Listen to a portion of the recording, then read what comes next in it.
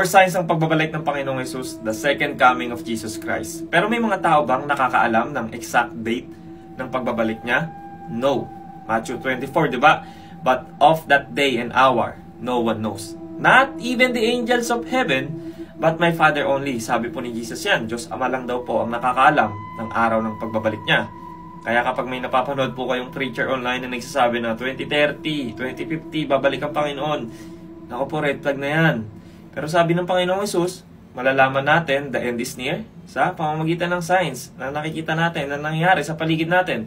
So ngayon po naglista ako ng 4. Kung may dadagdag kayo, okay po yun. So number 1 sign, signs of exponentialism. Ano po ibig sabihin nun?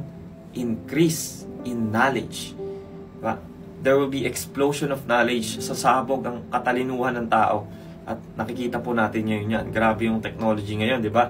Meron na ngang AI. Grabe yung pwedeng magawa ng AI kapag ginamit sa mali, di ba? Kaya sabi sa Daniel 12 verse 4, talagang magkakaroon ng increase in knowledge sa end times. At nakikita na natin ngayon yan sa mga technology at ito ang isa sa ebidensya, yung AI. Number 2 sign is the sign in nature. At nakita naman natin yung mga earthquake, yung mga famine, yung mga salot, di ba? Nagkaroon ng COVID noong 2020 at ngayon all over the world nangyayari yung mga lindol.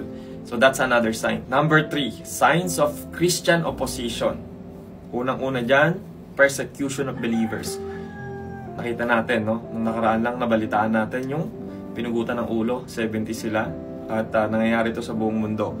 Hindi lang, no? Kahit dito sa social media, kahit sa pag-evangelize mo, sa pamilya mo, sa kalsada, grabe yung persecution sa mga Christians. And we are being hated kapag pinoproclaim natin yung katotohanan or we are being mocked. Nagtatawanan tayo, nilalait tayo kapag pinoproclaim natin si Jesus, lalo na sa mga worldly na lugar, worldly na tao. Di lang yun, magkakaroon din ng apostasy or heresy. Apostasy po ang ibig sabihin, ito yung mga nag-profess na Christian sila, pero tumalikod sa faith nila, and now they are trying to attack the Bible. They are trying to teach heretic teachings or heresy. No? Ang dami ngayon yan, lalo sa social media. Dati akong Christian. Ngayon, I don't believe in the Bible, ganyan-ganyan. So ito po yung tinatawag na apostasy. Marami pong po-profess na Christian sila, but tatalikod sa faith. But alam natin na in the first place, hindi po sila saved. Another thing is yung mga demonic activities. Diba? Grabe sa Hollywood, sa mga movies, sa mga musics. And diba, nadidiscern naman natin yan eh. Bukod doon, mga false prophet, false Christ na nag-claim na sila yung Messiah, sila yung Christ, at yung mga cult na religion na nagde-deny kay Jesus sa pagka-Diyos ni Jesus, na si Jesus ay namatay, muling nabuhay. And alam natin yan, no? Sobrang lalaki ng mga religion na to na against kay Jesus. At ito, isa rin sa sign na talagang nasa end times na tayo. Another thing is yung hindi na natuturo yung sound doctrine sa church, no? Ayaw na marinig ng mga tao yung sound doctrine. Gusto na lang nila marinig yung masarap sa tenga nila. At kulang din pala yung mga scoffers. Ito po yung mga nanglalait sa mga Christian na, tagal-tagal nyo nang sinasabi na dadating yan. Hanggang ngayon, wala pa rin.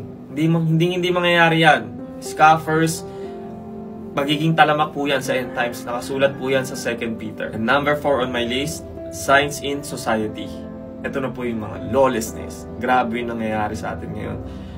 Violence. Sexual immorality. Ito po, usong-uso po ngayon lalo sa panahon ng social media.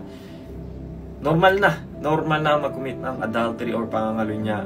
Wala na eh. Kumbaga tinatawanan na lang nila. And that's number 1, deception of Satan, no? Talagang ginagawa niyang normal yung mga mali, yung mga bagay na oppose sa kalooban ng Diyos. Giging lovers of self na yung mga tao, lovers of pleasures na yung mga tao, sumusunod na sa sinful nature nila, sa sinful desire nila, mga selfish pursuit, self-centered na. No? Basta masaya, okay lang, kahit mali. Basta walang inaapakang tao, okay lang, kahit mali. Pleasure seekers. Idadagdag ko lang yung greed. Ito masyadong hindi napapansin, no? Bukod sa greed sa pera, sa power, yung greed sa pagkain, ang hindi na pag-uusapan ngayon. And I think ito rin yung way ni Satan na i-deceive yung people na okay lang maging matakaw.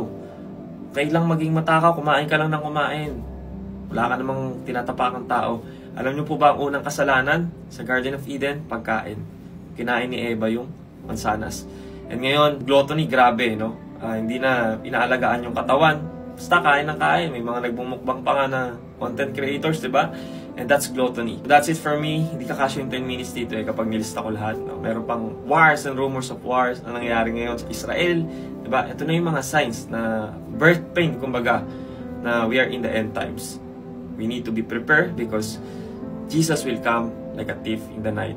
No one knows, no? Normal day lang daw po yung pagbabalik ng Panginoong Hesus. Pwedeng nagdadrive ka, pwedeng naglalaba ka, pwedeng nagluluto ka, nagsiselfone ka, nagbabasketball ka. Ganon, unexpected, imminent. Hindi alam ng kahit na sino. Not even the angels of heaven. So be prepared.